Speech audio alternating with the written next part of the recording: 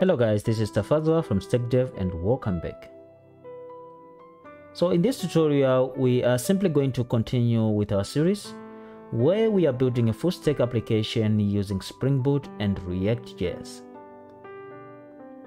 So throughout the tutorial, we are going to build our CRUD application using React hooks, which is essentially a functional programming paradigm where we are essentially going to build our application using functions.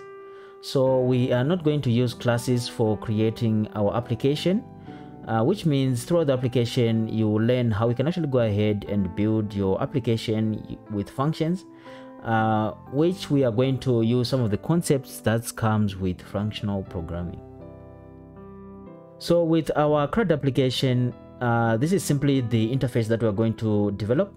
So all these things we are going to use React hooks. So for the most part, we are simply going to, it's simply an application where we are simply registering a user, where we can actually go ahead and capture the name, surname, email, username and password of the user. And then we simply paste the data to our REST API that we've built in the last tutorials. So if you haven't checked out the last tutorials where we built our REST API using Spring Boot, just quickly go ahead and click on the series in the description and go ahead and check out the videos. So for the most part, for example, what we're going to build is going to look something like this. So let me just quickly go ahead and register a user, and I'll confirm the password. So once I hit submit, what's supposed to happen is we are supposed to have a list of our users that would have registered down below here. So if I simply go ahead and register another user, so if I hit submit, as you can see, we are now having our 2 users down below here. So what it means is we are simply persisting this data to our RESTful API, and if we actually go ahead and delete, we can actually go ahead and delete the data. So for instance, we can actually go ahead and delete Mary Jane, and we'll be left with John Doe. So this is the application that we're going to build. So we are going to have some design patterns that we're going to discuss in this tutorial, like for example the compositions patterns and the children patterns and stuff like that. Before I leave you to it, one thing that you have to notice is when you are building an application like this in React, you have to actually go ahead and think in React. So what it means is we are simply going to build our application and divide it into components. So which means for the most part for application, we're going to have different components for application. So this is helpful because your application will be structured in a way that won't be confusing. And if you are working as a team of developers, it will be easier to actually go ahead and debug the application. So for the components, for the most part, we are going to have 3 to 4 components. The first one being the header. So for the header section where it's saying user registration, we are simply going to have a component under layout that we're going to call a header. Then we are simply going to have another component. This is the second one, this card. So this card component, I'm simply going to call it, let's say for example, register user, which is going to stand as an independent component. Then for the most part for this button, I'm going to design this button as a component. And for this list of users, I'm going to have a list of users component. And just for detailing, inside that list of user component, I'm going to have a user info component where we are going to display the information of that specific user. So this is helpful because when you are working with React, it's very, very important that you actually go ahead and divide your UI or your user interface into different components so that you can actually go ahead and work on different pieces according to what you want to achieve. So this was it, guys. So just stay tuned and see you shortly. All right, welcome back. So in this tutorial, I'm going to build my React.js application using VS Code. So with VS Code, I can actually go ahead and install the extensions that I need to actually make it easier for me to create my components. So in this case, I've installed this extension called ES7, which allows us to create our components in an easier way with less boilerplate of code. You simply write a command and it will generate your components. So just quickly go ahead and install this extension if you need it. So okay, so what I've done here is I have created I have updated my main.css file. So inside my so I've updated the location, right? So I've created in another folder inside static called css, and then inside the css folder, this is where I put my main.css file. So if you have and also remember to also update the location inside the index.html file, right? We have css and now main.css, because before it was just main.css without this. So the reason why I did this is at times the rest our REST API or our Spring Boot, for some reason, if you don't put your main.css under the CSS folder, it won't be recognized for some reason. At times it will be, at times it won't. So if you're having this challenge, just make sure you create another folder called css and put your main.css inside that folder. All right, so once you've done that, if you go to the main.css file, I have updated the classes that I have. So for my styles, I've declared the input styles for my boilerplate styles that I need for my application. So the input border, the font color, and stuff like that, I've defined the variables here. Then also for the body, this is what we had. Then for the header, because remember, I'm going to have a header component that I'm going to create. So this is the background that is going to it is going to have.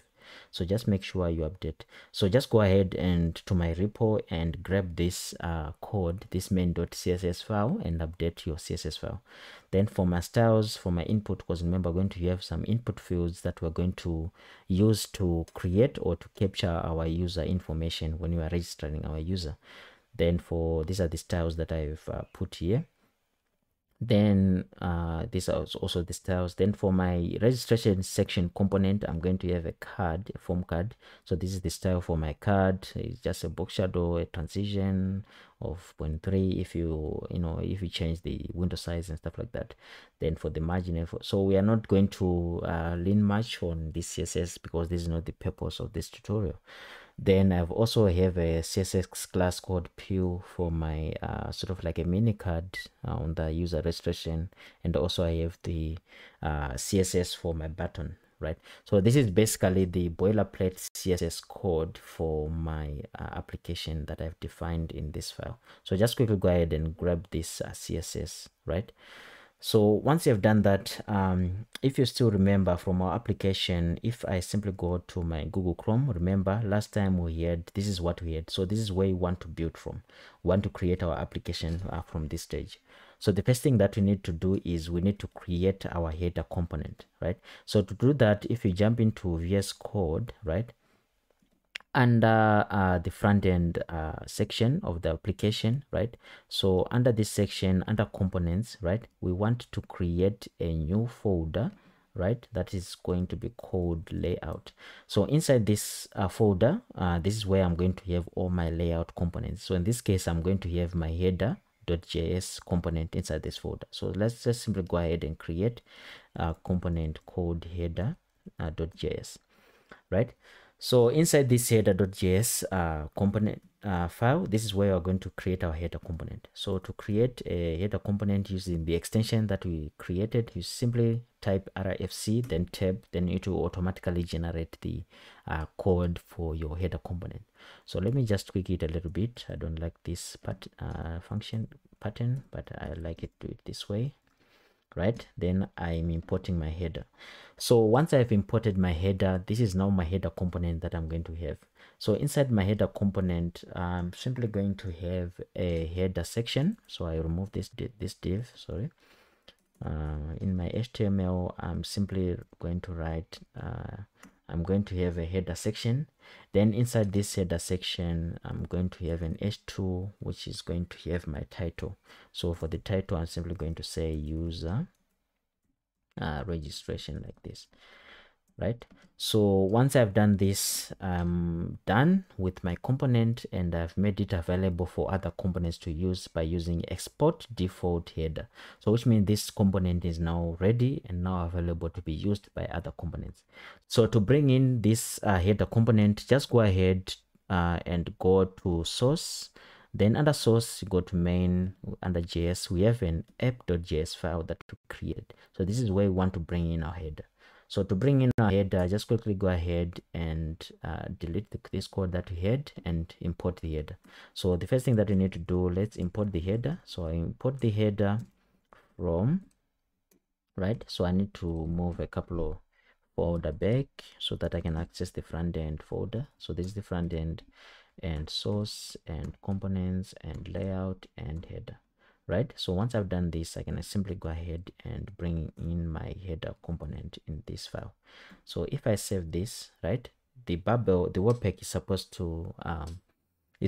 to automatically reload.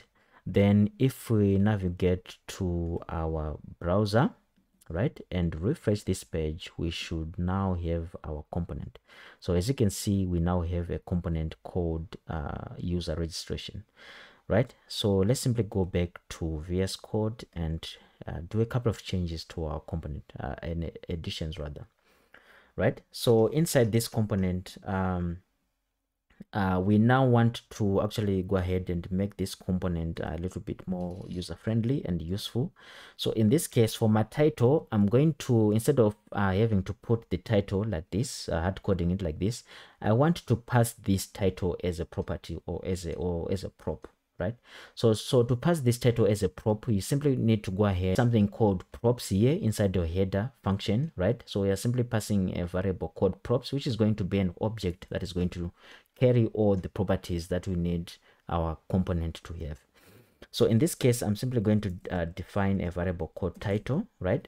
So this title variable, I'm simply going to pull a prop that I'm going to call title, right? So in this case, instead of me having to say user registration here, I'll simply use my JSX here, and I'll simply put curly brace to put my JavaScript code. In this case, I'm simply going to put the variable name title, right? So what we've done here is we're saying React, okay, for this component called header, we're expecting it to have properties, right? So for these properties, just simply go ahead and declare a variable called title, and this variable called title is going to pull a property called title, and then simply go ahead and use this property called title, right?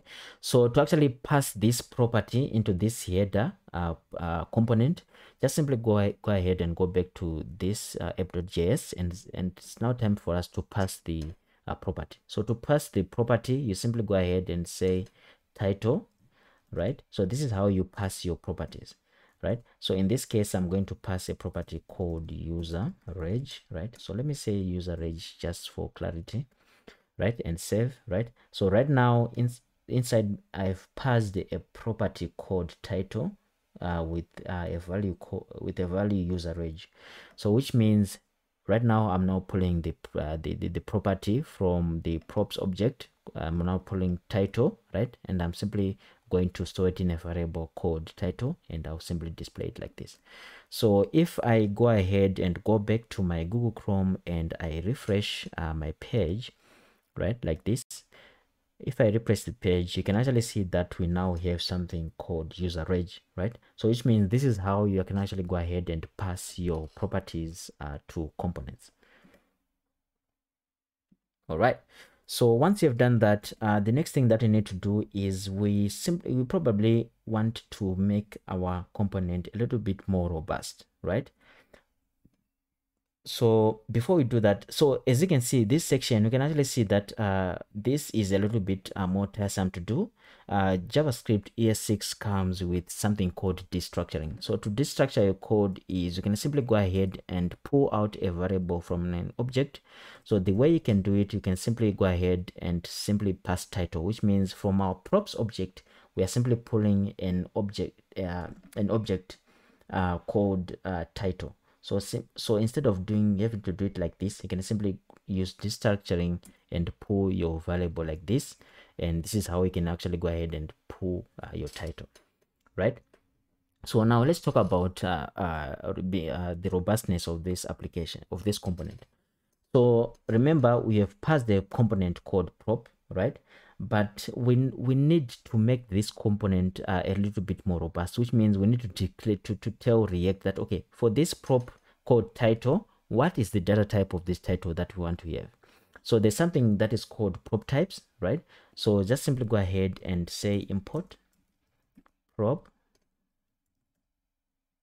types like this from prop types like this, right? So what prop types does is prop types allows us to define the data type of your property, right? So in this case, the property that we have passed is called title, and its data type is a string. So to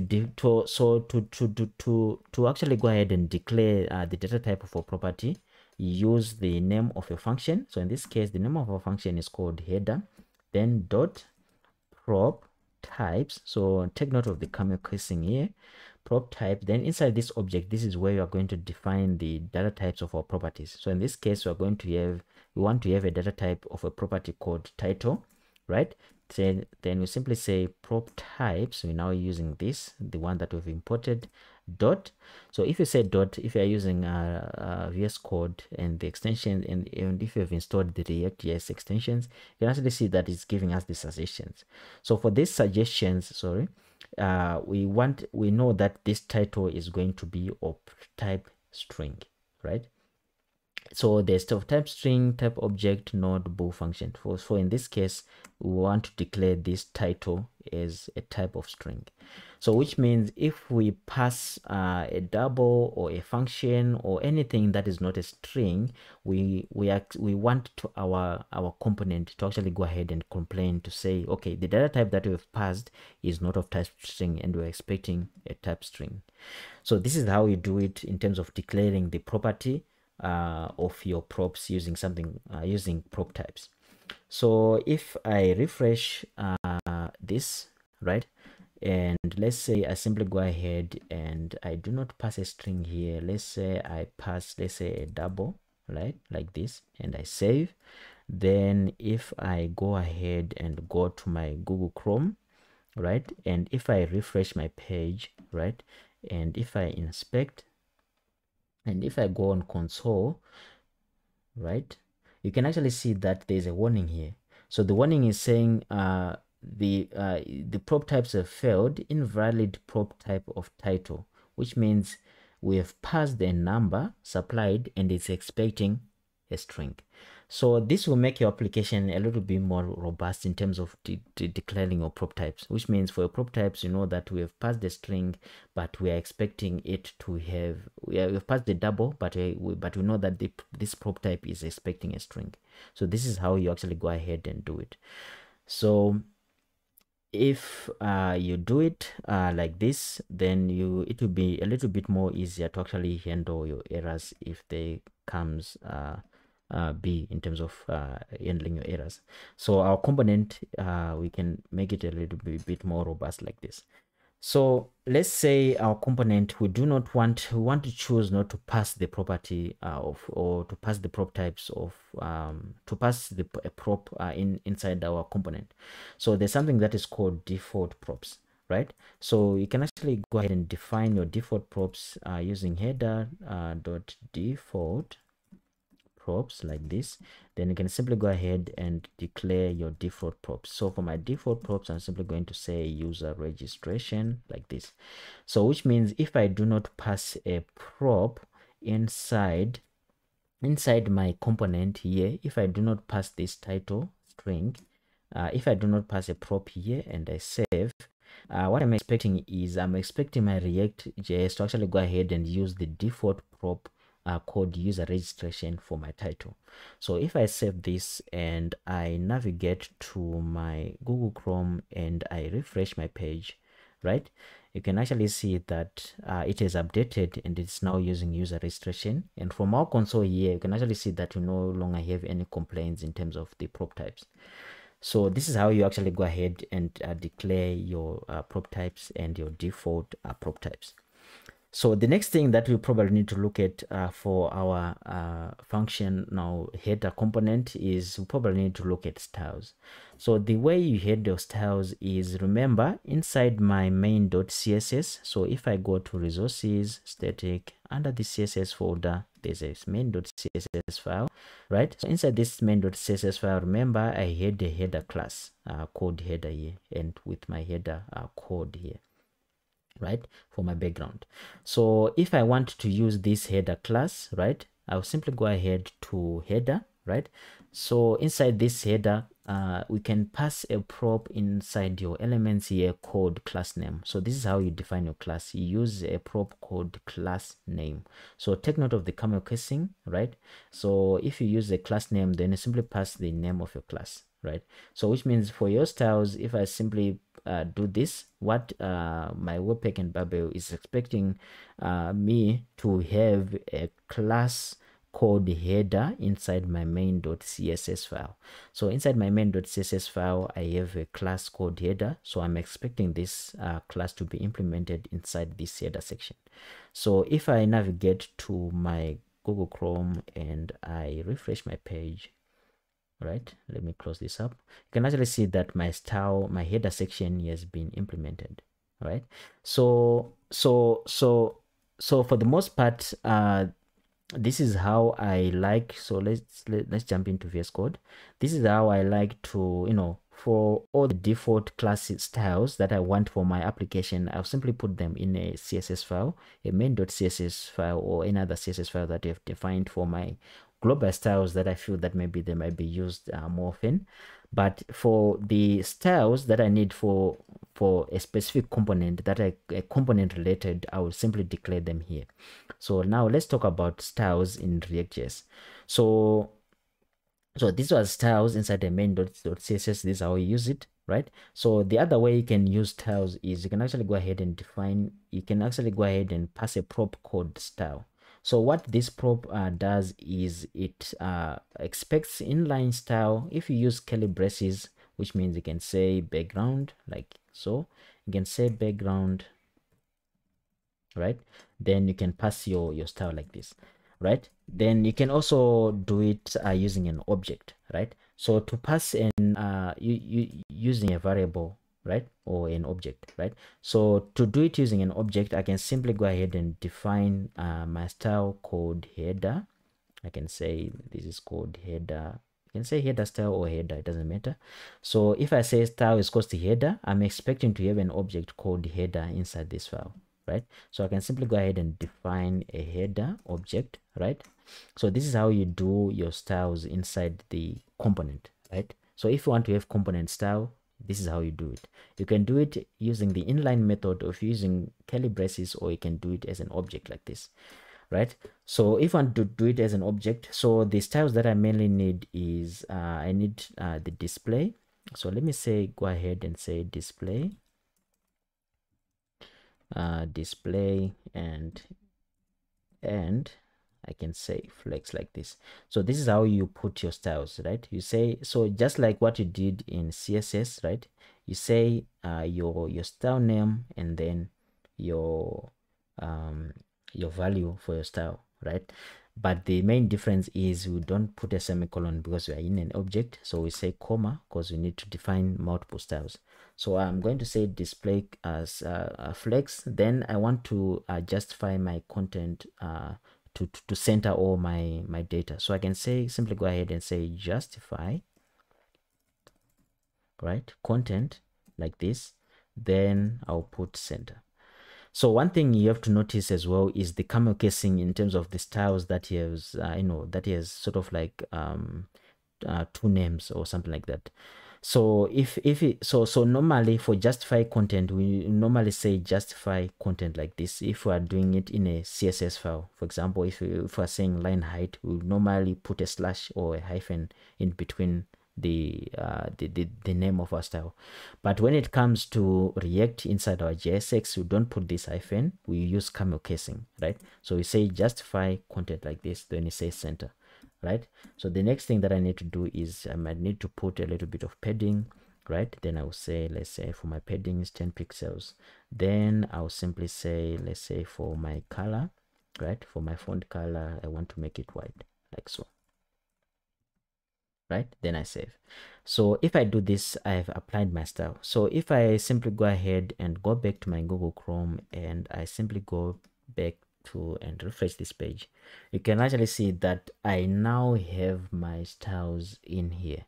So as you can see, I've justified the content to center, and the background color has been updated. It's still black. So let's see why it is still black. So let's simply go ahead and go back to our VS Code, right?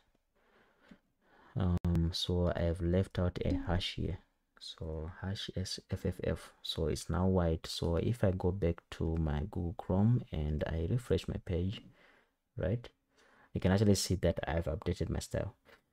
So guys, this is how you do it in terms of declaring your styles. So this is why I took time with this component, is I just wanted to get this out of the way in terms of declaring your styles, defining your props, defining your prop types and stuff like that.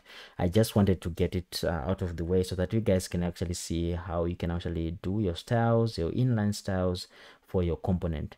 So for the inline styles, I think we didn't, we sort of like skipped it. So for the inline style, let's say if you want to do it in an inline style of manner, you put a double brace like this, right? So if I say for my inline style, I can simply go ahead and put this code that we had here. So we can simply go ahead and say, do what we did here. You can simply say justify content, display flex. So if I simply save this, I'm expecting my my text or my title to be centered, and it will be still black because we just added two things here. So let me refresh this page, right? So you can actually see that my styles, there's no padding because I just pasted two sample of codes, right? So this is how you probably do inline styling. So the reason why I didn't do inline styling is my code will become, you know, it will be pegged, and I wanted it to be readable in terms of my style. I don't want to crowd my components here. So to do it in a cleaner way, you just declare a variable, then you put your styles like this, right? So guys, this was it in terms of creating your header section. So next, we now want to look at how we can create the user component section for registering our users. So see you in the next one. All right, so now let's quickly go ahead and look at our register user component. So the way we are going to do it is inside my components folder, I'm going to create another folder called register user. So this is the form section component where I'm simply going to have a form, and I'm simply going to call it, the name of the component is simply going to call it register user.js, right? So once you've done this, you can actually go ahead and create IFC. You can actually go ahead and create the function, the component called register user, right? So I will simply make it available by exporting it. So here you can use the ES6 arrow function. Instead of doing it like this, you can do it using arrow functions, which simply, in my opinion, makes it even more cleaner. So now that we have our register user component, the next thing that we need to do is we need to define all the elements. So this register user component is simply going to have the input. This is where we're going to input our data in terms of the input fields for our name, surname, username, password, and probably confirm password section. So this is the component that is going to handle that. So the next thing that we need to do is we probably need to actually going to have a class. So in this div, I'm simply going to say class name, right? And this class name, I'm going to use a class called form card. So what this does is this simply creates a form card, right? Remember we had a class called form card. So simply create a form card class, right? So once I've done this, the next thing that I need to do is I need to put my form. So for my form, I can simply say form, right, like this. And then inside my form, this is where I'm simply going to have my my user registration fields. So the first thing that I need to do is I might need to add my PIL. So remember I said I had a PIL, so this is just simply for styling, but I'm simply declaring my PIL here. So if I save this, right, so let me just go ahead and try to bring in this component. So before you go to the browser, I need to bring it in here. So the first thing that you need to do is you need to import the component. So let's simply say import register user from, why is it doing that, right, from. So I need to access my front end, then source, then components, then register user, then register component. So I need to put it down below here. So I will say register user. So I will say register user like so. Then I'll simply go ahead and save it. Then if I navigate to my Chrome browser and save it, right, you can actually see that I have some form of a card behind here, and I have some sort of a PIL card on top. So these are the two basic things in terms of styles that I have put here.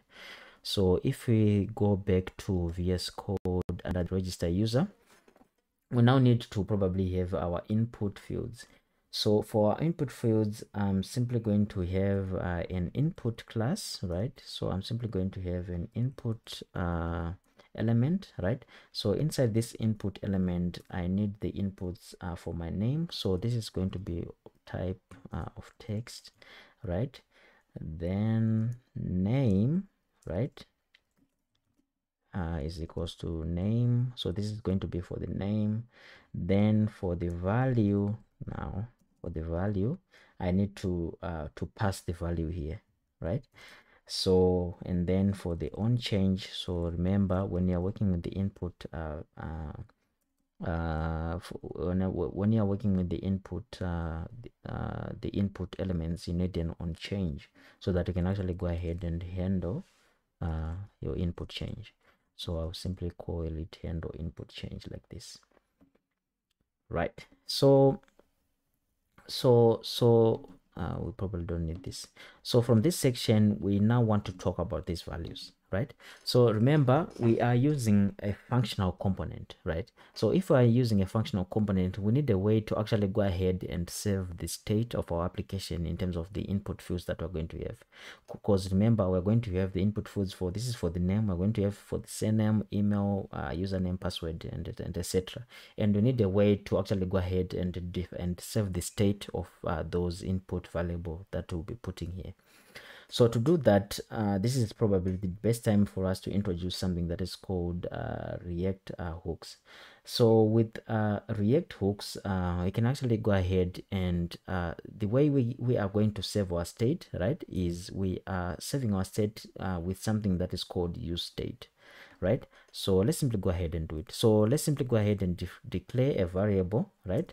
So this variable is going to be of type user, which is simply going to be an object of type user with name, surname, email, and password. Then the next element, the next property that it takes the use state is it takes the setter method. So remember, we're going to have something called set user. So this is going to set the to update or our set, or to set the username, email, password, and stuff like that. So you use a hook called use state. So this is the hook that we need we need to use. So you need a hook called use state, and inside this hook, this is where we're going to define. So the first thing that you need to do is you need to bring in this use state hook. So to bring in the use state hook, we can bring it from React. So you can actually say you can simply bring it using like this use state. So this use state hook, right? So remember, when you are dealing with classes, right? When you are dealing with classes, you probably need to create a constructor. Then inside that constructor, this is where you can create a state variable. Then you can actually have your fields here.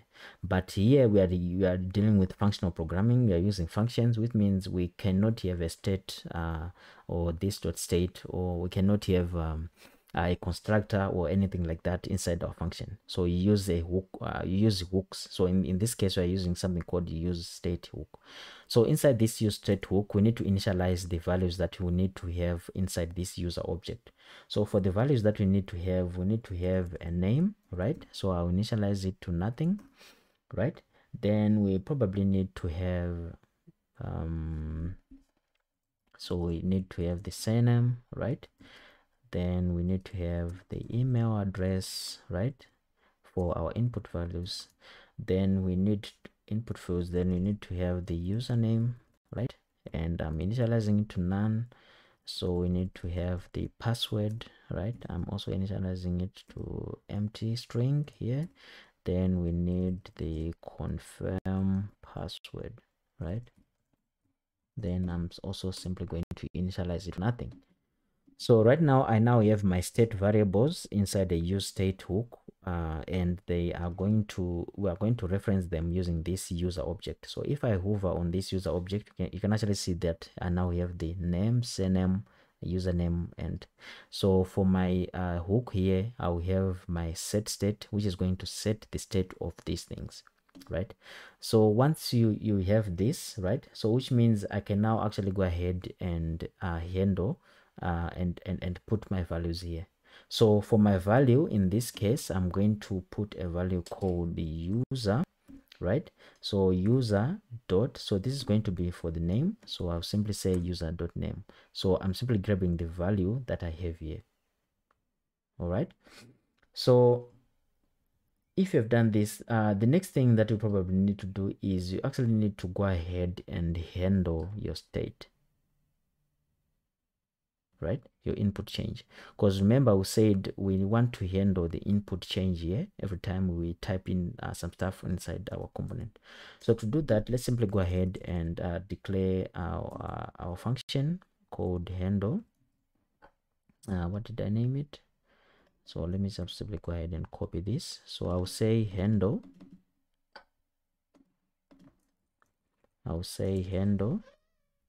like this,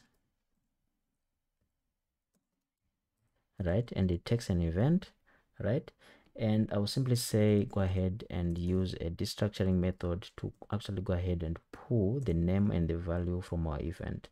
So the way I can do it is I can simply say I'm going to pull the name and the value, right, name of our value from our event dot target, like this, right? So I have now the event dot target. So depending on which field we are on, we need to set that the state of that specific field. So use our function called set user here, right? Remember that we have here. So the set user takes an object.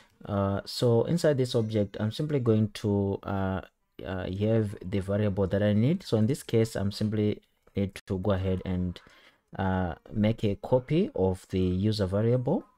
So, and then I will simply go ahead and update the name and the value of that specific event. So in this case, I'm simply go ahead and pull the name from the target. Then I'll simply go ahead and update its value. So once I've done that, it means each and every time I have a change. So remember, I'm using this name because this name of, like for example, the name, surname, email address, right, is going to be the same as this name that I've passed here, right? So for this name, I'm going to call it name. For surname, I'm going to call it surname, and stuff like that. So that's why I'm using this this way of asserting it to this value. So once you've done that, it now means that you are now updating, you are now handling the change in input. So for example, if I simply go ahead and go to our Google Chrome and I refresh this page and I type in some stuff inside my input field, you can actually see that we are now updating this input field. right? So once you have done that, the next thing that we probably now need to look at is in terms of these input fields. So for these input fields, for our styling, I'm going to use a design pattern called composition.